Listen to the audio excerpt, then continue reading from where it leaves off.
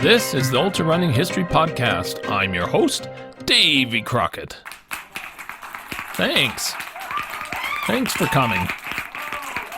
This is episode 90. In this episode, I will cover the early history of the JFK 50, the oldest ultra in America that started in 1963, and I will tell you about its founder, Buzz Sawyer.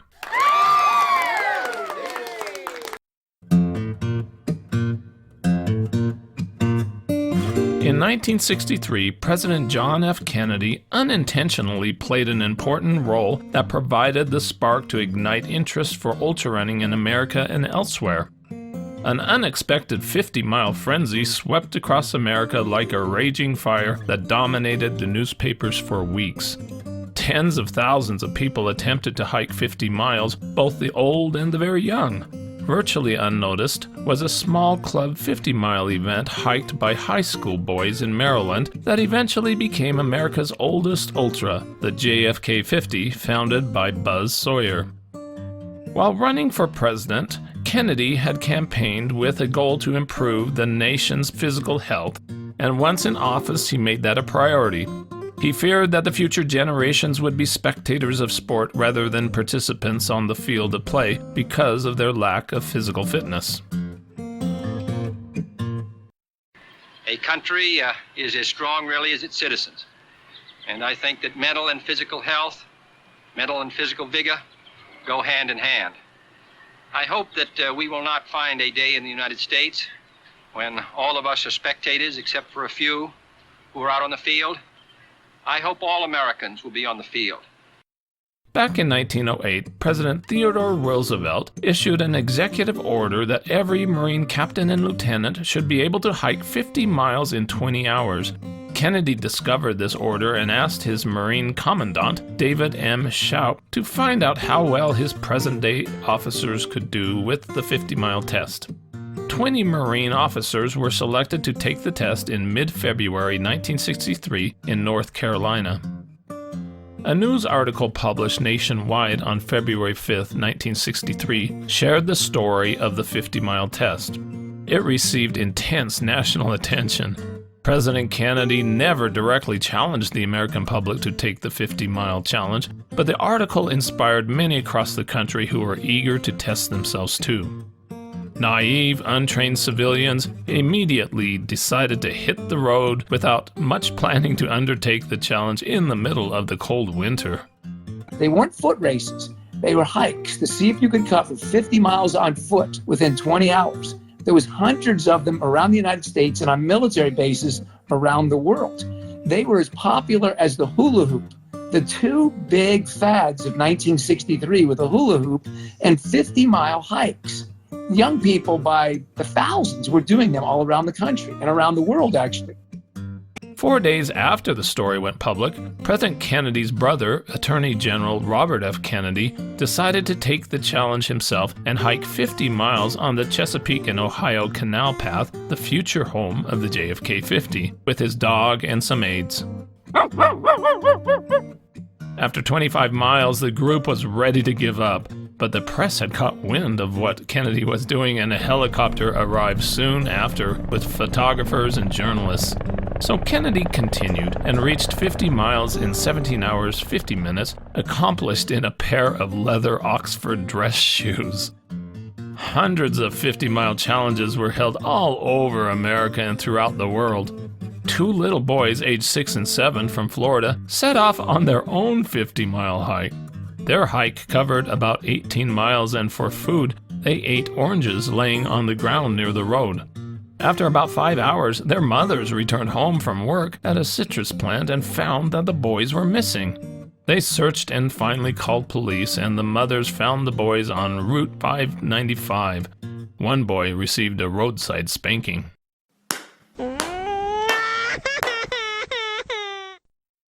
The mothers took the boys to the police station to, quote, teach them a lesson. These long-distance 50-mile hikes set the stage for the birth of the JFK 50 in Maryland. The JFK 50 would have never existed if it were not for Buzz Sawyer. Who was this founder of the JFK 50? Many have the mistaken idea that the JFK 50 was founded by a Boy Scout leader or a military man. A recent Ultrarunning magazine quiz showed that 80% of ultrarunners did not know correctly how the JFK 50 began. Few know that Sawyer, the founder, was the greatest long-distance runner of his time in Maryland. His passion for running made a huge impact on the lives of many and affected ultrarunning for generations to come. William Buzz Sawyer was born in 1928 in North Carolina. When Sawyer was 6 years old, he contracted rheumatic fever and was seriously ill in bed for 6 months. But he recovered, and thankfully it did not impact his future athletic life. He first became interested in running while attending junior high school in Rocky Mount, North Carolina. He said, "In gym class in those days, we had the choice of doing exercises or running cross-country. I chose the latter, and I never was sorry for it." The Sawyer family then moved to Norfolk, Virginia, where he went to Granby High School. He said that he did not turn any heads competing and never won a race. He graduated from high school in 1946 and then served 3 years in the Air Force, where his association with running became virtually non-existent. He said, "I just had no opportunity to compete." He took up the nickname Buzz probably because of a popular comic strip of the time that was called Buzz Sawyer.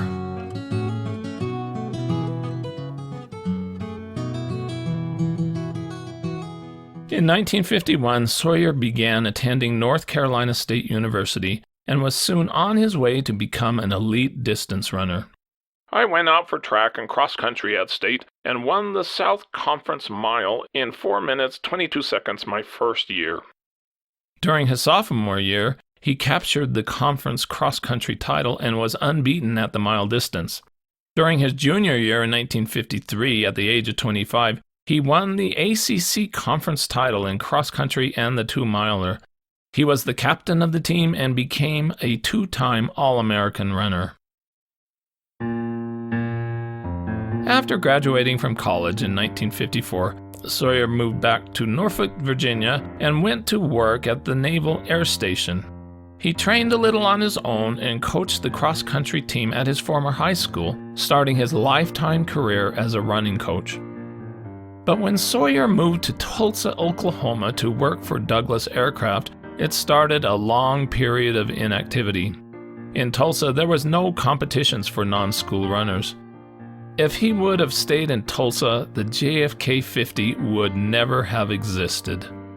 Lucky for him and the future JFK 50, he got a break in December 1956 and took a job with Martin Aircraft in Baltimore, Maryland, and immediately joined the Baltimore Olympic Club as their top runner, competing in more meets than he did in college. In 1957, at the age of 29, Sawyer continued his dominance at multiple distances and was described as "a Hagerstown 2-miler with larceny in his heart, spring in his legs, and a stopwatch in his head." He was referred to as one of the South Atlantic area's greatest distance runners and perhaps one of the greatest in the country. It was reported, "Sawyer works out at the campus of St. James School near his home in Hagerstown, running a 2-mile course. He rarely runs less than 10 miles a day in all kinds of weather." In 1959, he became one of the first Americans to break 9 minutes for 2 miles on an indoor track, with a time of 8 minutes 59 seconds at Madison Square Garden, ranking him 7th among Americans that year. "I always dreamed that someday I would be one of the big shots in track and field." Sawyer was a serious Olympic hopeful for the 1960 Olympics in Rome, Italy, for the 10,000 meters. But in October 1959, he injured an ankle and also had a sore leg from running a hard race on pavement. "I was disappointed, and the more I watched other people run, the worse I got. Consequently, I began to stay away from the meets." But by January 1960, he had healed and was back into training. During the cold weather months, Sawyer ran most of his miles indoors at Hagerstown YMCA, running circles on a tiny balcony track about 15 miles a day. He also conveniently lived at the YMCA and would have feuds with the basketball players that wanted him to close the upper windows as he ran. "Hey, close the window up there! It's cold!" He soon returned to his winning ways in the indoor 2-mile. I was more surprised than anyone to win. I hadn't been able to do any speed work since I injured my leg. A significant historic event took place in 1960 that would affect the future of JFK 50. Sawyer founded the Cumberland Valley Athletic Club, or CVAC, based out of Hagerstown and the YMCA. Many young runners joined and started to be coached by Sawyer. The club still exists today. In June 1960, Sawyer traveled to Bakersfield, California in a quest to qualify for an Olympic team berth. But there, his Olympic dreams were dashed away because his painful sciatic nerve condition surfaced again terribly. He was sidelined for months, but by March 1961, he was winning again. He coached many talented young runners who achieved greatness. They learned from Sawyer and gained their passion for the sport from him. The stage was now set for the birth of the JFK 50. With all the 50-mile hikes taking place across the country in 1963, Sawyer decided to organize his own hike for his Cumberland Valley Athletic Club. The 50-miler took place on March 30th, 1963, and was called the CVAC 50-mile hike. The route chosen was on the Appalachian Trail and the C&O Canal towpath. He wanted the course to have as little pavement as possible for the hike.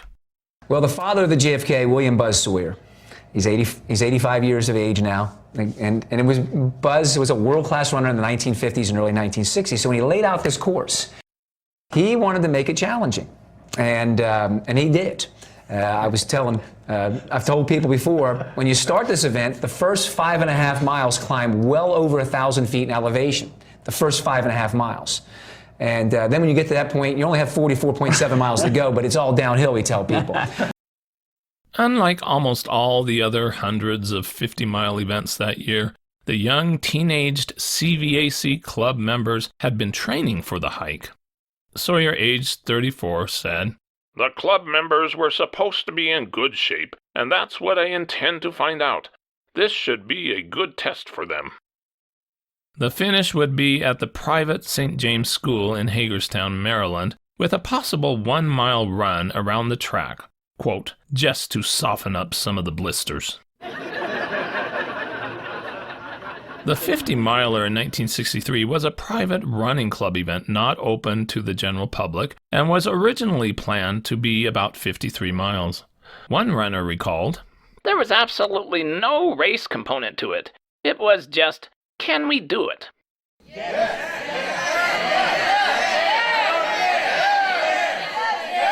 The CVAC hikers traveled very light, carrying only a supply of Band-Aids and a sandwich or two. Pumps along the C&O Canal towpath were used for water. The plan was to not stop very long, for fear that the boys would stiffen up and wouldn't get back up. Cars met the group at various places along the way to provide some support. All 11 hikers, except Sawyer, were high school students. Sawyer was the only one who had any previous long-distance hiking experience, a 25-mile jaunt from Raleigh to Durham, North Carolina, many years earlier. Rick Miller, a sophomore in high school, dressed in khaki pants, a button-down shirt, and carried a bag lunch. The route for the original hike started at Boonesboro High School, southeast of Hagerstown, and went along Route 40 to the Appalachian Trail. From there it went to Harper's Ferry, then along the C&O Canal towpath to Downsville, and finished at St. James High School in Hagerstown, a different finishing point than today's race. The 10 boys and Sawyer started at 6 a.m. 3 fell behind immediately and decided to take a side route. Sometimes the participants would break into a run for a mile or two, getting ahead of Sawyer, and then lay down on the towpath waiting for him to catch up. Only 3 boys finished, together with Sawyer, in 13 hours 10 minutes. When they arrived at the school, it was dark, so Sawyer called off the mile run around the track. The total distance covered was about 51 miles. Along the way, they had spent 1 hour, 16 minutes resting and eating. The historic finishers that first year were James Eberts, age 16, Steve Kostian, age 16, Rick Miller, age 16, and Buzz Sawyer. 4 others made it to mile 42 before dropping out due to fatigue. 3 others took a shortcut toward the finish, covering 50 miles, but only 27 miles on the established course. After the finish, Sawyer said there were no plans for any more 50-mile hikes in the near future. With Kennedy's assassination on November 22, 1963, all the momentum for walking and running 50 miles died with him. The mourning country turned its attention to the strife and turbulent 1960s. Walks turned into civil rights marches. One can only wonder if Kennedy had lived, would have ultra running continued to catch on as a national participation sport, or was it mainly a one-year passing fad? There was one lone exception, Sawyer's CVAC 50-mile hike. The young high school runners who were members of the CVAC went to Buzz Sawyer and asked if they were going to do the 50-miler again in 1964. Sawyer said, "The kids kept it going." Because this event had an organized structure backed by the CVAC, the 50-miler lived on while all other 1963 50-miler events eventually disappeared. On April 4th, 1964, the second annual CVAC 50-mile hike was held and was also called the John F. Kennedy Memorial 50-mile hike. It was still a private club event. 2 of the previous year's finishers were back, Eberts and Kostian. They boldly predicted that they would finish in 12 hours. Others who did not finish the first year came back to, quote, erase the DNF blots from their records. 16 runners started and the temperature was in the low 20s. Eberts and Kostian again tied for the win along with Wayne Vaughn. They came close to their prediction, finishing in 12 hours 33 minutes, running much more this time. Medals were presented to the 7 runners or hikers who finished in less than 16 hours. In 1965, the race was conducted in cool, sunny weather. Eberts, Elton Horst, and Buzz Sawyer crushed the course record in 10 hours 39 minutes. 15 others finished. That year, gold medals were awarded to hikers breaking 12 hours, silver for those beating 14 hours, and bronze medals to anyone getting inside 16 hours. Participants were finally figuring out how to finish. 9 of the 20 starters claimed gold medals and 9 others received silver medals. In 1966, the hike was still a club event, but it was opened up to the public to also join in. A couple local runners participated. Instructions included, Everyone is advised to consume a big breakfast, and it is up to the individual when and where he pauses for a snack or a precious drink of water.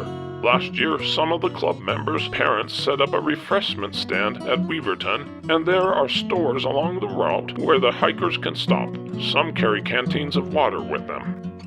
The field of 59 was still dominated by young runners, but it was noted that a 51-year-old, Dr. J.J. Doby, was in the field that year. Eberts was away serving in Vietnam, so was not there to defend his previous year's win. Sawyer, Kenny Baker, and Elton Horst lowered the course record, finishing in 10 hours 21 minutes. They ran and walked side by side nearly the entire way. That year, 6 girls ran. 3 dropped out at 20 miles, and the others made it to mile 25. In 1967, the CVAC encouraged more non-club members to enter, but it was still dominated by members. Sawyer wanted to see more of the local running community set their sights on the event to improve their physical fitness. An anonymous donor put up $50 for the first female finisher. There were 19 starters, but the April 1st race experienced unusual 80-degree temperatures, causing some heat exhaustion and many blisters. Vaughn and Eberts were out at a fast pace, covering the first 12.9-mile stretch on the Appalachian Trail in 2 hours 57 minutes. increased blister activity and the necessity for more frequent water stops by the leaders enabled Sawyer to catch up at mile 43. 2 women entered that year but didn't finish, only reaching 9.7 miles. Bond, Sawyer, and Eberts tied with a new record of 10 hours, 3 minutes. A total of 12 finished. State Senator Goodloe Byron participated and finished. Richard Smith, age 21, a student at the University of Maryland, was the first black participant to ever finish the JFK 50. He finished in 14 hours, 29 minutes. 1968 included the first serious female runner, Donna Akoff. I am a woman, hear me roar, in numbers too big to ignore, and I know too much to go back and pretend. Akoff had been training with the all-male CVAC at the YMCA. She trained on the balcony track during the winter and had clocked a 5:05 mile. The previous year she had wanted to run, but was sidelined with a knee injury. This year she was ready. Akoff ran the entire JFK 50 with Sawyer, now aged 39. With 8 miles to go, they caught up with Wayne Vaughn and finished together, tied for second place overall with an impressive time of 10 hours, 41 minutes. Akoff would go on to be the women's champion every year through 1973. After her finish, she didn't hang around at the finish very long because she had a date that evening and her, quote, hair was a mess.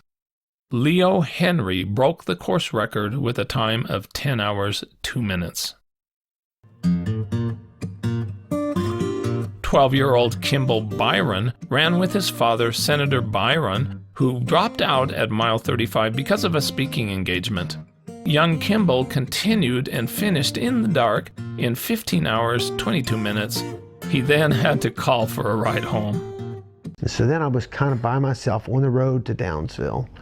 Got to Downsville and got through it and made it up in toward St. James, and I was exhausted. So I went up apparently by a lamp in somebody's front yard, and I sat down and I fell asleep, and a lady comes out and says, "Harold, get out here, there's a boy out here." And I said, "Son, where are you going? What are you doing here?" I said, "Well, I'm going to go to St. James. That's another 2 miles up the road. Harold, get him, and we're going to get the car. We need to drive him over there." "No, I can't get a ride. I have to walk." And so they gave me a lantern, and it was it was either a road lantern or a lantern, and I took it and I walked in. Then Guy Whidden actually was the one. He saw me, he goes, "Oh, this is great," and I finished. It was the first of his incredible 49 JFK 50 finishes. Sadly, his father, Senator Goodloe Byron, would pass away from a heart attack at the age of 49 in 1978 while running on the C&O Canal towpath with friends. He finished JFK 50 8 times. In 1969, the race started to become a big-time race with 153 entrants. The huge field caused a delayed start of 15 minutes because the officials were unprepared for the large number of last-minute entries. James Eberts and Baxter Berryhill took off at a furious pace. The pair had timers shaking their watches in disbelief as they sped by checkpoints.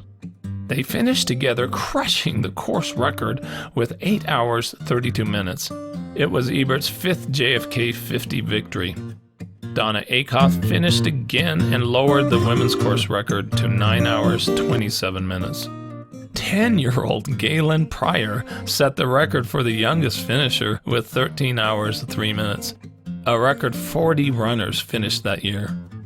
By the end of the 1960s, it wasn't just finishing the race anymore, finishing the course anymore that was important, was how fast could you do it. Entering the 1970s, the JFK 50 was ready to become a serious competition. In 1970, there were 275 starters, and in 1971, there were 589 starters with 150 finishers.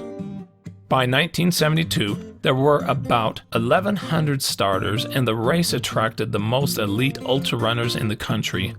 Legendary ultrarunner Park Barner won in 6 hours, 29 minutes.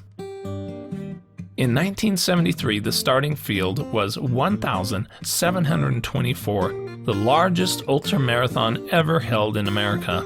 Back then, it was an April event. It was either the last Saturday in March or the first Saturday in April from 1963 up to 1974. And 1974, still some people, and I have to agree, the worst weather conditions ever for the JFK. It was about 27 degrees on the Appalachian Trail. It sleeted. The trees would get covered with ice and they would lean into you. You had to push the smaller tree saplings out of the way. 83% of the field dropped out.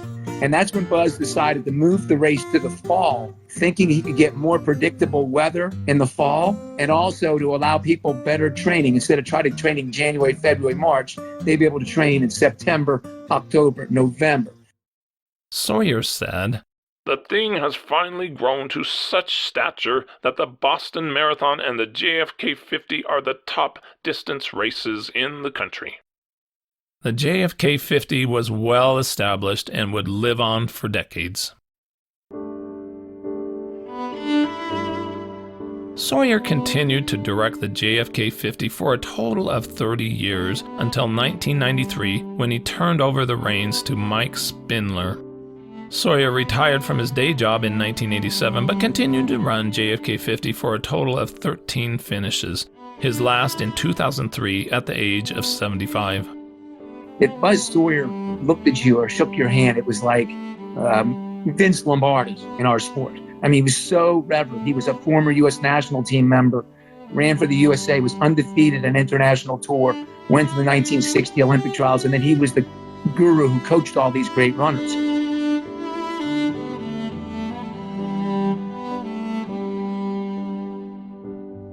William Buzz Sawyer died on February 3, 2019, at the age of 90 in a nursing home. The father of the JFK 50, Buzz Sawyer, should never be forgotten.